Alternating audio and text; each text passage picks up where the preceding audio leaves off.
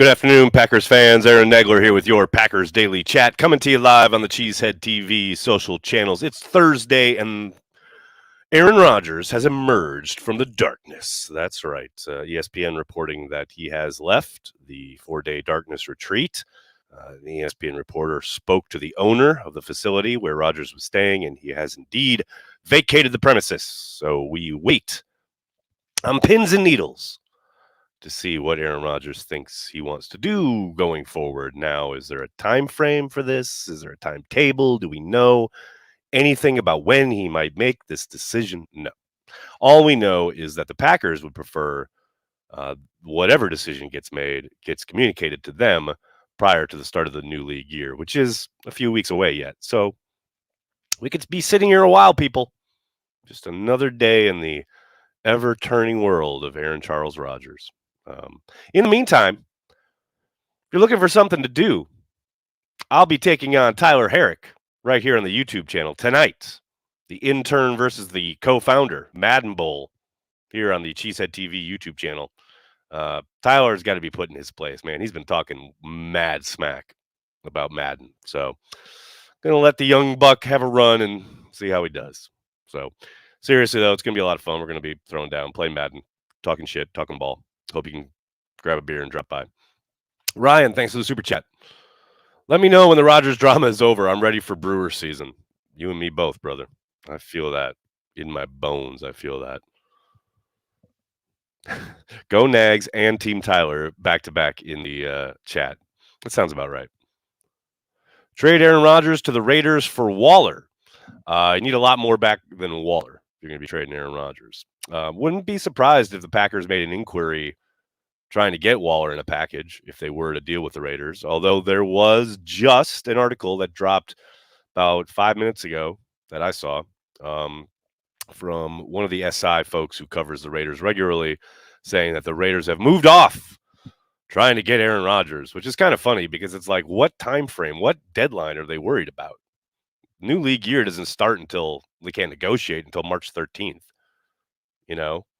and we'll probably have a decision from Rodgers before then. So until then, what sense does it make for the Raiders to say, nah, we're out. We're looking for our QB elsewhere? Like, where? You can't even talk to anybody until March 13th. You just let the one guy go that's out on the market that could conceivably take Aaron's place. I mean, who exactly are you talking to? Brett Hundley? Like, it's just kind of funny to me, that timing. But who knows? Who knows? Jovan, what teams do you use in Madden? Tonight will be Packers versus Packers. It'll be a good old-fashioned Packers scrimmage inside Lambeau Field. Open for families. It's going to be a good time. Most hated Minnesotan. What's up, man? Haven't seen you in a while. Good to see you. Thanks for the super chat. I got you by a touchdown. Don't let me down. Man, look, if I was a betting man, and thank goodness I'm not, but if I were, I'd probably put it on Tyler. He's one of those young bucks who, kicks it to the up man and then tries to force a fumble to steal a possession, does all sorts of nonsense on defense, tries to just go gun it for Jesus on offense. There's no semblance of real football when Tyler Herrick is involved. So, he's playing Madden, I'm playing football. So I'd probably swing Tyler's way if I was betting. Chachi, if Aaron goes on Pat McAfee and says that he still doesn't know what he's doing next season, what's your first reaction? I'm probably not surprised. It's a big decision. It's his life, and if he's got the time, he should use it. I mean, we all just love the engagement here online. So, hey, man, take your time. Take all the time you need. I told him last summer. I've said this here. I think I said it on Happy Hour last night. I told him last summer, thanks for the engagement, man.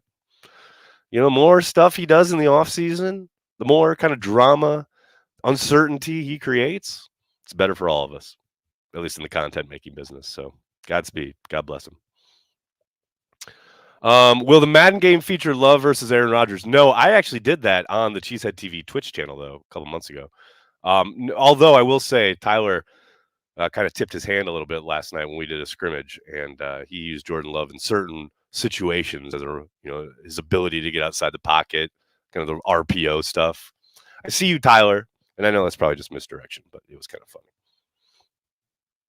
There's football tonight, XFL edition. Hey, man, XFL, rock and roll. USFL's coming back soon. never lacking for any kind of football action on your television screens. I will check out some of the XFL. I haven't up till now. Just been busy when it's been on, but I love that there are more leagues and more opportunities for guys to get gigs and showcase what they can do. And you never know who's watching. You never know whose eye you might catch. And if you can show consistency, don't forget Abernathy last year. He shined in the USFL and then got picked up at the Packers and looked really good and then got signed off the Packers practice squad by Atlanta. So, man, there's a path there. There's a path in those other leagues, and I love it. More football, the better, if for no other reason than it gives guys opportunities that they otherwise wouldn't have. I love that. Joe, thank you for the super chat. Today's jams are Out of the Darkness by Little Steven, Here Comes the Sun by the Beatles, and I Can See Clearly Now by Jimmy Cliff. All fine choices. Thank you, Joe. Although I don't know if everyone's going to appreciate those musical choices, but I like it. If 12 comes back, do we bring Lewis and Cobb or maybe go get another vet wide receiver? Darren, I suspect that both Big Dog and Cobb will be back if Aaron is back. Not for sure. And I don't think we've heard anything definitive from Randall, whether he intends on continue playing next season, as far as I know. Not that I've seen or heard from him. But I would suspect, if Aaron's back, those two probably are back. If Rodgers gets traded, I'd suspect that Mercedes probably signs with whatever team Rodgers gets traded to. I don't know about Cobb. I think if Rodgers is done in Green Bay, Cobb is probably done, period. But that's just guesswork on my part. What else we got, folks? Is Mr. Coco the answer? Oh, we got long snapper questions, baby. It is February. I love it. Is Mr. Coco the answer? After 4 block kicks and with no in-depth analysis on my part, I have to wonder if, based on that alone, if we need to invest there. I mean, you don't want to invest draft capital on a long snapper. The Packers tried that, remember? And that's why they had to go get Coco. To my eye, I haven't seen much wrong with Coco's delivery. I think he, did a really nice job in camp. During the season, from what I can tell on all the TV copies and the all 22s that we can look at, he looks fine to me. I mean, I really don't think that's the issue. Although, I mean, who knows? Sometimes it can be something so imperceptible to us on the outside that, it takes one of the coaches with their kind of knowledge of the operation, as I like to call it, perhaps. But, man, I'm telling you, I haven't seen it. And I thought he did a really good job last summer and heading into the season.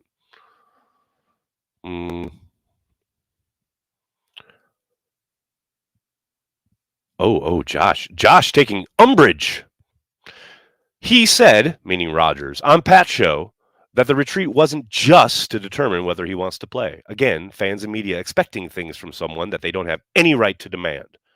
Okay, slow down there, Francis. No one's demanding anything.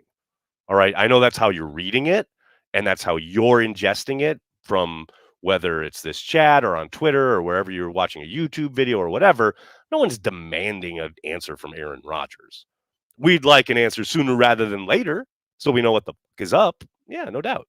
I think that's human nature, and I don't begrudge anybody for that. But no one's demanding anything. Relax. Will the Netflix program featuring Mahomes, Cousins, and Mariota, is it possible Aaron gets motivated and tears it up next year and we win a Super Bowl? I mean, look, it's always possible that Rodgers tears it up next year and they win a Super Bowl, but I don't think it's going to be because of a Netflix show. And I did see the promo for sorry, guys, QB, which is what it's called, I think, on Netflix. And it does look dope. It looks cool as hell. And I love the fact that they've got all this kind of insider access and mic'd up guys from every game. And I'm fascinated to watch it. But I don't think that's going to motivate or demotivate Aaron Rodgers in any particular way.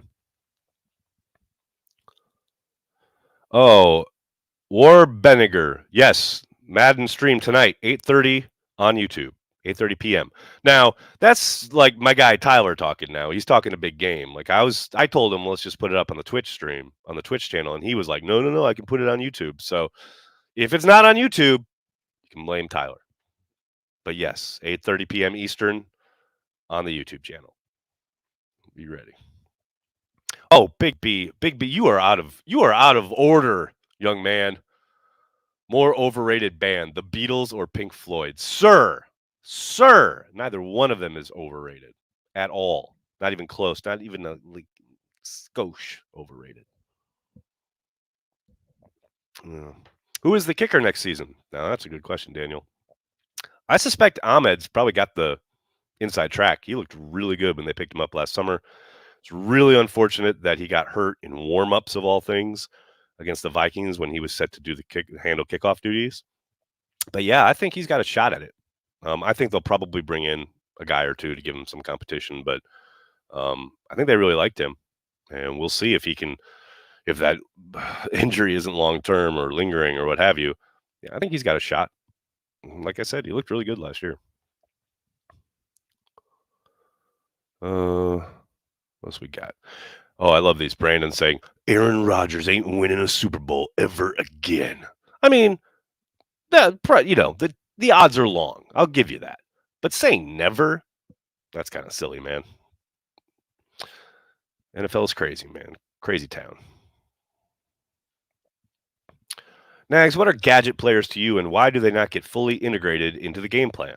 That's a good question, Brandy. I mean, gadget players. I mean, that's kind of a catch all kind of blanket phrase, right? For players that are usually tweeners, guys who are athletes, got good wiggle, what have you, are able to make guys miss in space, things of that nature, but who don't fit one prototype, like whether it's wide receiver or running back, um, but who are pretty, you know, uh, decent with the ball in their hands, good in space. Problem is like usually those types of players are what you would consider an exception to whatever athletic thresholds you want when drafting, meaning the Packers. And that just hasn't been their MO. I remember going way back to when Greg Bedard was covering the Packers. When we first started Cheesehead TV, I used to bemoan the fact that they just didn't ever seem to want to acquire, let alone utilize, like a classic third down back, like a shifty guy out of the backfield that you could throw passes to. And it just never seemed to be something they were interested in. And that holds true till today. It has never been kind of their MO, whether at the running back spot or wide receiver. Guys who are a little bit more diminutive and maybe have some shake and bake to their game, but the Packers like those big, muscular receivers, guys who can take a slant over the middle in December in Green Bay, Wisconsin. That was the way, Ron Wolf wanted it back in the day, and that's kind of how it stayed from Ron to Mike Sherman to Ted Thompson to Brian Gutekunst. That has been the MO. Now, have they made some exceptions along the way? Yeah, occasionally. But more often than not, those guys haven't panned out in any meaningful way. I mean, the one guy you could look at and say, they went against type there and he worked out was Randall Cobb. But even Randall had, trouble staying on the field the latter part of his first go around with the Packers and now this go around with the Packers. And that's kind of what the Packers are trying to avoid. They want big guys who, can take that hit and are going to be able to keep trucking. And now it's not 100%. It's not foolproof, obviously, but that's their kind of, their thinking behind that, or it has been traditionally. I know Brian has said, and he's kind of proved it with some of his recent drafts, that he's more amiable to going outside of their normal draft thresholds than Ted ever was. There's no doubt about that. But the philosophy still seems to hold true. There's no doubt. Deshaun Perry, thanks for super chat. Thoughts on Myers? Is he good? Still time to grow? Yeah, I talked about this a couple weeks ago, Deshaun. Yeah, I think Myers needs competition. He needs way more consistency because you see how talented he is. You see the upside. You see what the Packers liked when they selected him out of Ohio State. But man, he is way too inconsistent. He gets handled way too easily by some of the better defensive tackles in the league. You just can't have it. You got to be able to control the middle of the field. You got to be able to control the interior. And there are stretches where he looks really good and like a promising long-time starter. And then there are stretches where he looks rough, real rough. It's just got to be more consistent. So, yeah, I mean, the question of is he good? I think he is good. He's just got to be good consistently, way more consistently than he has been up till now. And look, he's still a very young player. Still a lot of room to grow there. The Beatles way overrated. Most hated Minnesotan. Do you understand that any music that you listen to that has been created and recorded in a music studio since the day the Beatles stopped existing is owed to the Beatles? You understand that? Do you get that? 4-track tape recording turning into 62 channels, turning into do you understand the Beatles did all that first and pioneered all that? Overrated. Get the fuck out of here. Menace, thanks for the super chat. A lot of talk about 33 back for 23, possibly 24, and rightfully so. But what about 28's future beyond 23? He's a foundational piece we need back. That is an excellent question. That is a great question, Menace. It's hard to say what the future holds for A.J. Dillon. I think clearly heading into the final year of his rookie deal, he and his people would probably love to get some kind of an extension, some kind of, olive branch, if you will, from the Packers. But man, if you're the Packers and you see last season's output, and this is the offense you want to run, probably not. Probably thinking this is, you utilize him for his last year on his rookie deal as cheap labor, so to speak, and then you probably let him hit free agency. Because look, unless they want to tailor their offense much more to his skill set and utilize him, deep-eyed, single back deep behind the quarterback and run more of that play action, boot action stuff where you don't know if Aaron's going to hand or Jordan's going to hand it to AJ or boot out of it. Like that's the type of offense that he would be really well suited toward. But they keep running this spread gun, try and run zone out of the gun, RPO. That's not AJ's stuff, man. That's not where he's going to, thrive or shine or any of that. So if you're the Packers and you know this is the path you want to take on offense, you're probably not bringing AJ back. And that sucks because I think AJ is really fucking good. And I know coming off this season, Packers fans or some Packers fans are kind of down on the guy, but I maintain he's a really good back if they would just utilize him for his strengths, which they don't seem to want to do. Josh, thanks for this chat. I'm only speaking in terms of general fan annoyance. Demand may be too strong a word. Fans have a largely unwarranted annoyance at the situation. Yeah, I hear what you're saying. I mean, unwarranted on who, man, you don't know people. You don't know their reasonings for being annoyed. Look, it's, something that I've struggled with throughout the years, that's for certain, as has my co-founder in a big way. I don't want to tell people how to fan, People have a right to be annoyed. People have a right to say, this really bugs the shit out of me. That's no skin off of Aaron's nose. But at the same time, yes, Aaron has every right to take as much time as he wants. No question about it. No, I'm not denying that. But man, Packers fans, this is what I always say about the Packers. I'm not talking about Aaron Rodgers here. I'm talking about the Packers in general, of which obviously Aaron Rodgers is a member. You can't sit there and pay lip service to and trade off of the image of, oh, we're different. We're owned by the fans. And how and make this content and do all this stuff about, oh, our fans are so passionate and so invested. And look at all the turnout. And we go on the road and fans show up everywhere. We go to London and look, we take over the stadium. Like the fans travel so well. You can't do all that and put the spotlight on the fans that way. And then turn around and say, well, they don't have any right to be upset or annoyed at any of our behavior. I mean, come on, dude. People are invested. People are give over a part of their life. And now you can argue that it's unhealthy, that it's stupid, and be dismissive of it. I totally get that. I understand that 100%, and that is your right to do so. But that doesn't change their emotional state. It doesn't change how invested in the team they are. So that's where I'm like, yeah, I get it. I understand that people might be annoyed by it. But yes, to your point, Aaron has every right to take every moment that he needs, especially as long as it's before the Packers have to make tough decisions, right? Or decisions in general about the roster. Like before March 13th, I don't care. I'm having fun with it. I said the very first video I'd made of Rodgers Watch, I was like, look, just keep scrolling until we get a decision from Aaron. Don't have to consume any content, and that's fine. I get that. That's probably how you should go about it. I mean, any sane person would, right? But man, while we're waiting for the man, we're gonna have some fun, and some people are gonna be annoyed. Abdul, thanks for the super chat.